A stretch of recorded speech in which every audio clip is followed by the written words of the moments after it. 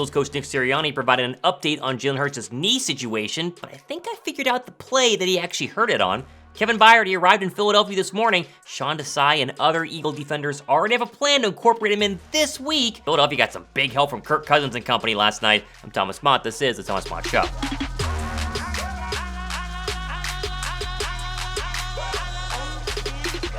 Can I make a really quick observation? When Philadelphia looked terrible just 2 weeks ago on the road against the New York Jets, Jalen Hurts was ripped up and down, the Eagles were called frauds, but when San Francisco last night on the road against primetime Kirk Cousins laid an absolute egg and Brock Purdy looked terrible, the whole narrative this morning was they're missing their starters. They don't have Christian McCaffrey. You can't beat them down too bad. Okay, well, I mean, just make a note of that. When the Eagles play bad and they have a lot of injured players, it's the Eagles' fault. When the Niners play bad and have a lot of injured players, it's just the injured players' fault. Okay, noted. At least Eagle fans last night got to take a good look at what Brock Purdy looks like when he doesn't have his Avenger-level cast of superstar players around him, and they haven't given him a 14-point fourth quarter lead. He looks pretty pedestrian. Still, the 49ers have the best odds to win the NFC at plus 200 according to Vegas, with Philadelphia still trailing despite last night and Sunday night. They're at plus 225. Who do you guys think the second best team in the NFC is right now? Let me know down below. All right, Kevin Byard apparently arrived in Philadelphia earlier this morning according to Jeff McClain. We'll get to more on that and also Desai's plan for him in just 1 second. First, though, we got some good updates last night on the current situation with Jalen Hurts and that knee injury, starting with Ian Rappaport, who said, quote, Jalen Hurts' knee, which had a brace on it to end the game, is nothing that would keep him out of a game, sources say. There's a good chance it won't even keep him out of practice.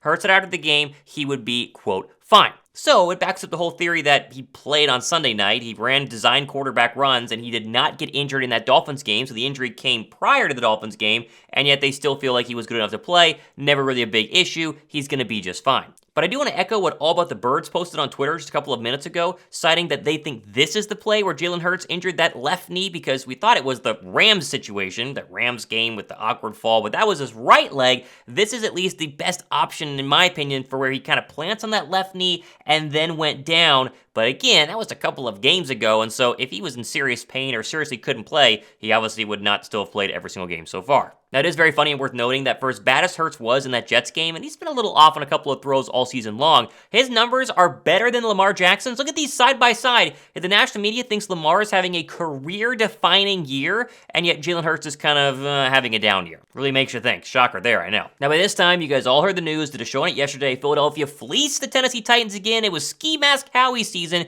as he went ahead and got Kevin Byard, who, like I said earlier, according to Jeff McClain, landed in Philadelphia this morning and is already at the team facility.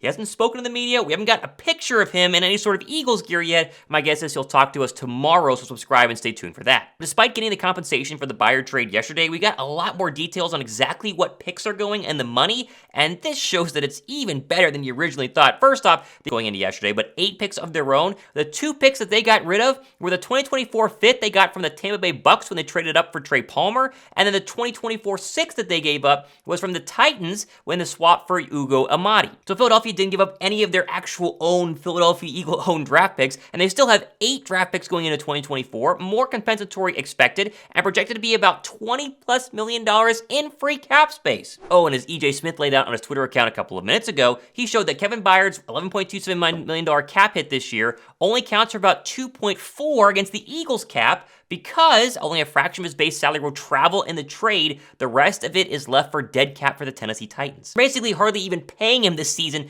$2.4 million?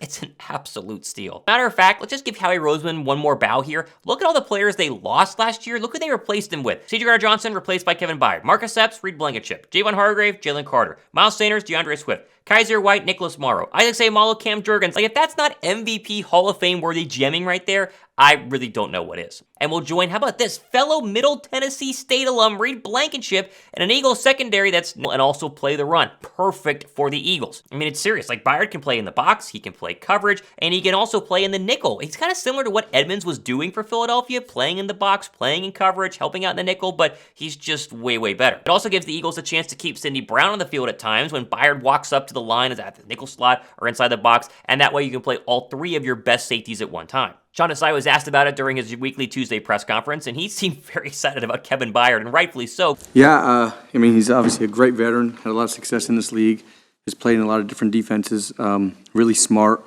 great leader. I've gotten great reports out of it, so really excited to get him into the room and get him going. Yeah, I think you've seen it really with our defense over these first 7 weeks is we value that.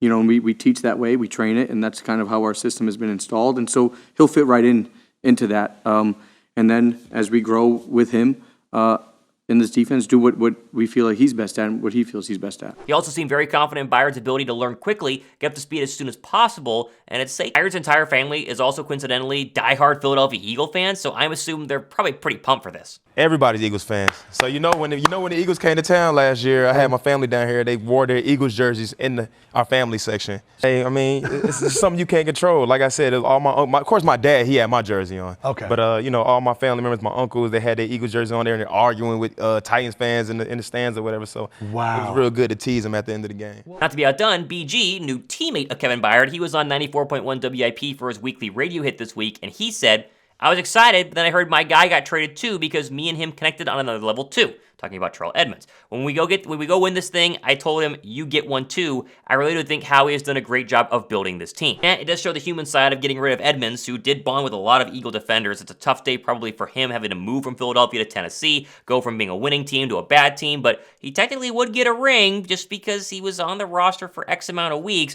Good luck to Terrell Edmonds. Thumbs up for the contribution that he provided, but really thumbs up for getting Kevin Byard. Finally, there's this fake push going on social media and at the major networks to get A.J. Brown in the MVP conversation. And honestly, I mean, he has been insane over the past 5 weeks. So just look at these numbers up on your screen right now. It's very, very hard to disagree. But Vegas, they do disagree. Right now, as of today, I just checked. Now, hopefully they change it soon. But he has plus 50,000 odds to win NFL MVP. Shows you how very rare it is for a wide receiver to win it. He has the same MVP odds as Gardner Minshew. Yes, I'm not kidding you about that. Might be worth using the BetMGM link down below and throwing $10 on that, because if he did somehow have a historical season and win MVP, you'd be a very rich person, but odds are it's probably not going to happen. I just think A.J. Brown is having the best season so far that any Eagle receiver has had in maybe even Philadelphia history. The TO debate is out there. I'm tied with A.J. Brown right now. Less drama, more production. I'm a huge fan of number 11. Now, we are so close to 22,000 subs here on the channel. Been growing at an incredible rate. I appreciate each and every one of you guys. Stay tuned, because this week is going to get interesting with,